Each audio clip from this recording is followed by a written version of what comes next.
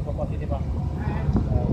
Baik, kami sampaikan bahasanya setelah kita mendapatkan informasi adanya kapal asing, salah satu ABK-nya butuh medevac karena sakit indikasi di perut dan sampai mengeluarkan BAB darah. Kemudian kita koordinasikan dengan instansi terkait, termasuk di situ ada KKP, kemudian dari agen sendiri, dari imigrasi dan lain sebagainya. Kami bekerja sama.